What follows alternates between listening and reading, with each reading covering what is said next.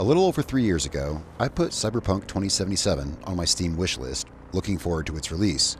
I never watched any reviews or anything after it came out, but generally what I heard wasn't very good. I had other things I was doing, so I just left it there on my wish list, seeing the occasional sale on it, but generally I didn't think much about it. Well, I noticed that a good friend of mine, Scout, who you've seen on this channel a lot over the years, was playing Cyberpunk 2077 a lot. You know how it shows, what your friends online are playing on Steam? Well, I saw him playing it a lot over time. And a couple months ago, after the last big update and the Phantom Liberty DLC release, Scout called me on a Discord call and streamed an hour or two of Cyberpunk gameplay, and I was blown away. I told him I was definitely going to get it, and that it had still been on my wish list since back in 2020, and that I'd been waiting for a sale. Well, right now, at the time of this video, it's 50% off on Steam. So yesterday, I picked up the Ultimate Edition, which also includes Phantom Liberty, and have since somehow put 15 hours into the game. I think at least an hour of that must have been character creation, though. Having never followed its development or played it before yesterday, I obviously didn't know what the state of it was at its release, but playing it now, it falls so nicely into the type of games that I have played for such a long time, such as Mass Effect games, Fallout, and, well, lately Starfield. It's an immersive, involving single-player world, much like what I got in Fallout 4, but more dialogue-based, a lot like BioWare games such as Mass Effect and Dragon Age. Cyberpunk 2077 does some of its own unique things, such as locking you into first person. I'm a big fan of seeing my character on screen, but removing the option for third person and seeing my hands and body interact with the environment from only the first person perspective, in my opinion, is so great for immersion, especially when, well, there is no option to toggle third person. Well, except for when driving, luckily. And that was the first thing that really threw me. None of the games I would compare Cyberpunk 2077 with let you drive a vehicle. I mean, you can equate some like Grand Theft Auto or, well, I'm kind of drawing a blank here, but like no games that I know of, with this level of production and roleplay immersion, also this is a role-playing game. I mean, don't forget, this is the same company that brought us the Witcher games, CD Projekt Red. But it's not just that you can drive, it's pretty phenomenal. I find it more satisfying than driving in GTA. It could be the rowdy pops and crackles from some of the Nomad vehicles' exhaust, or, almost like Need for Speed like handling when you handle it through a turn. The cars and the bikes feel really good, and I think they nailed it. And it really does go from an immersive first-person based, dialogue-based game to an incredible driving and high speed and off-road maneuvers once you hop in your car or hop on your bike. And speaking of things that just kind of got me like immediately when I started playing it, there's one other thing I just thought of. There are so many things like this, but one silly little feature that I just loved, the radio stations. Yeah, Grand Theft Auto did it, but not like this. Okay, GTA radio stations have great banter and hilarious commercials and such. But in Cyberpunk 2077, it's not just in your car, but in your head as well, like cyber earbuds, I guess. I mean, I'm not surprised, what with the game being based around cybernetic implants and such, but no, it's just the simplicity of it. Anywhere, anytime, tap one button and get a soundtrack for whatever you're doing, from any of the radio stations, like hacking a lock, stealthing through top secret corpo lab, mowing down gangsters in the alleyway, or bombing down the freeway. You can just toggle the music on or off. It is cool, just like having cyber earbuds. You just click on and off with a button, and I think it's really cool, even though it's a small thing. Anyway, I definitely didn't mean to go on so long about that, one small little feature, but dang, it's the simplicity of some of these tiny features that puts this game in a class of its own, from other games. There's tons of stuff like this in the game, too. And of course, it does combat well, too. When I think of combat in Cyberpunk 2077 and the scenes around it, all these action movies come to mind. This game had me ripping movie one-liners and references to action movies all night long last night.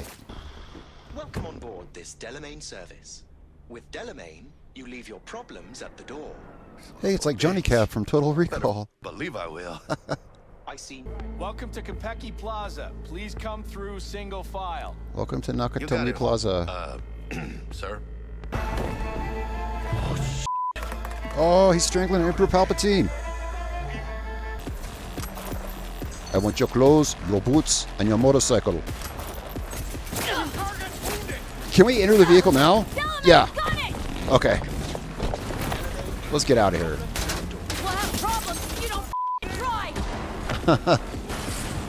Not bad. Like in Total Recall. Whoa, I compared that earlier, Total Recall, and he yanks the Johnny out of the cab and just drives it.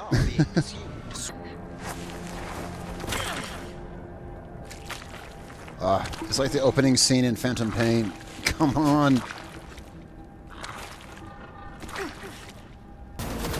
What the heck? Well, let's just blow up his bike then. This is the freaking Terminator, everyone.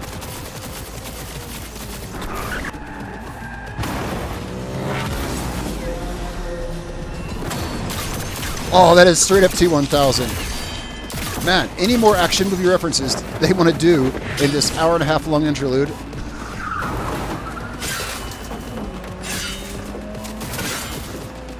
Wow. Yeah, serious Terminator vibes. Come on. Shoot his hook off. Shoot his claw off. The combat itself, for whatever reason, reminds me of The Division. Yeah, I don't know why I say that and not Starfield. Starfield would probably be the contemporary to compare it to. But regardless, that's what it felt like to me. And that said, I've only played 15 hours on a single character, and I focused on traditional ballistic weapons. I haven't seen much at all yet in the scope of the game, really. Even comparing Cyberpunk 2077 to games I'm familiar with, such as Fallout 4, which is a decent comparison, there's some kind of immersion in Cyberpunk and actually caring about some of the characters or decisions that I've made and such. There's a level of story immersion you get through dialogue, character writing, and voice acting that for me is actually, well, it's right on par with Mass Effect. We're in. Which don't solve our problem, T. No, our problem's still there. Let me think for a sec, okay?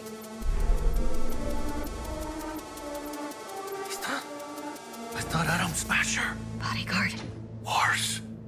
Night City Legend. Bleak mother one too. What's the play? We wait. Are they here yet? They approach from the landing pad? What are they talking about? Balco, we got incoming. Nuh-uh. No f***ing way. This isn't happening.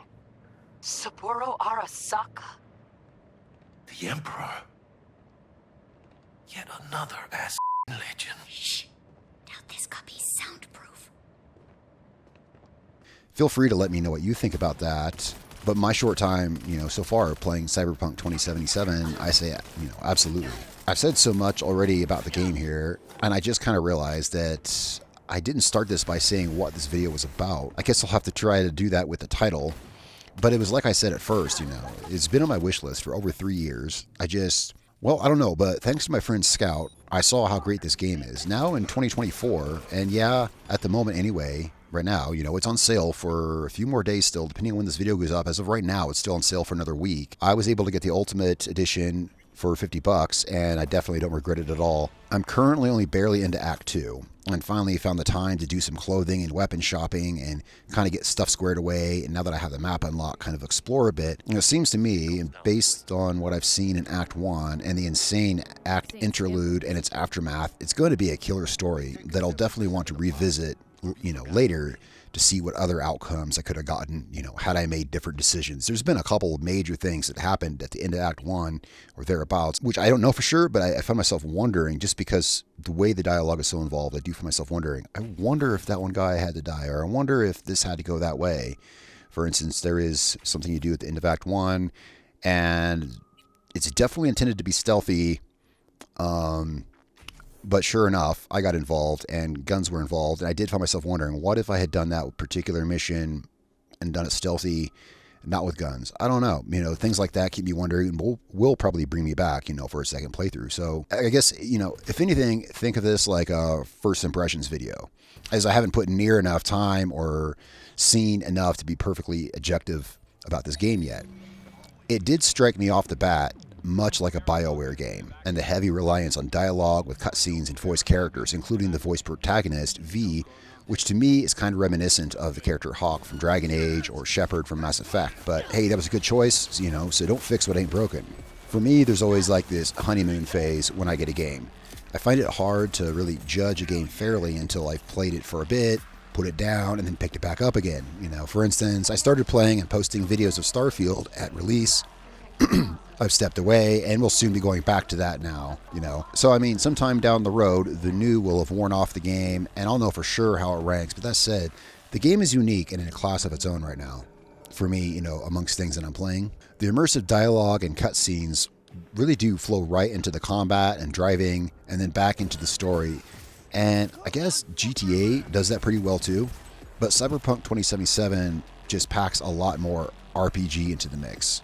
Well, I mean, this game is an RPG, so there's that, you know. But none of its elements to me really seem disjointed from the others. A huge part of this, you know, it could be the same thing that makes a lot of other games like this so successful in this particular sphere, and that is the complete focus on single player. Good and memorable games with this format, with this kind of immersion, are the ones that focus on single player, which is pretty much all the games that I've named. You know, yeah, all the games I've named are the games I would think are similar to this. They're all single player only. I think that, well, yeah, focus on single player, you're going to get a better single player experience, more seamless, and things just kind of flow together, you know, right? So I'm glad that they're still doing that in games, even when everything these days is so just massively multiplayer. It's good that a lot of developers are sticking to that format, because you really do get the best, most seamless RPG experience that way.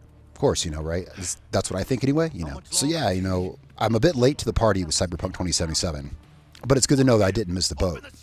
You know, I don't know if it'll have the staying power some of its competitors in the genre have, but I'm glad I found this game, even if it was 3 years after its release. Actually, I didn't really keep up with it at the time, like I said, but I think its release was actually delayed months. It was yeah, that's true. I don't think it came out actually until like, was it 2021 when it came out? It was put off like 4 times, I think. But regardless, it's been out for a while, is the point, right? Well, but, you know, so I'm a little late to the party, but maybe it was better that way. Really now, as the game is more polished and it really feels complete. A lot of the stuff I've seen of it before, it didn't have, you know, the finish it has now. Like, you know, even watching YouTube videos of Cyberpunk from 2 or 3 years ago, the interface looks different and everything now.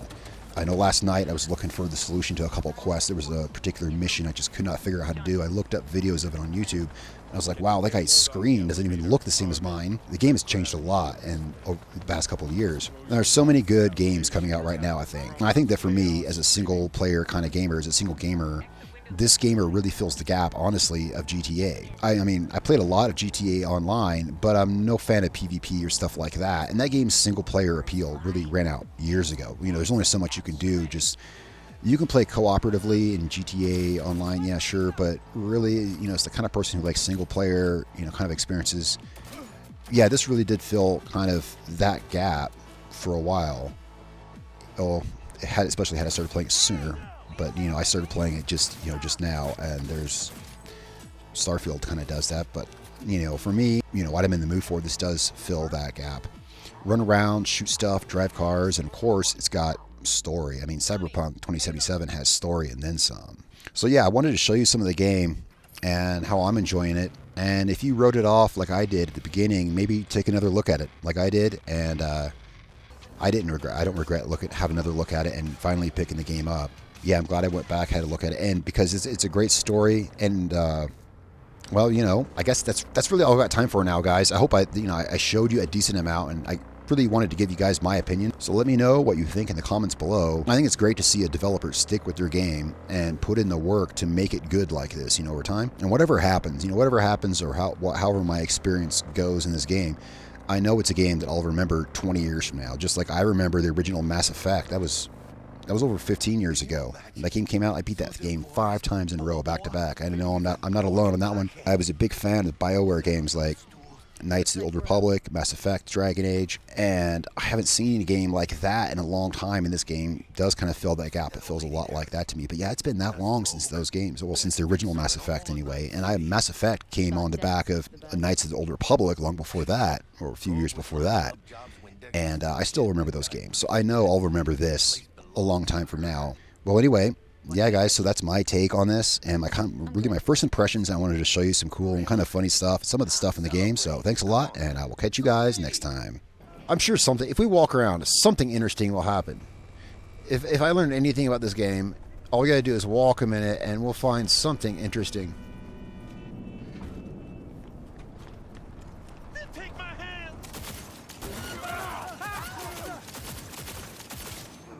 There we go. Something interesting happened.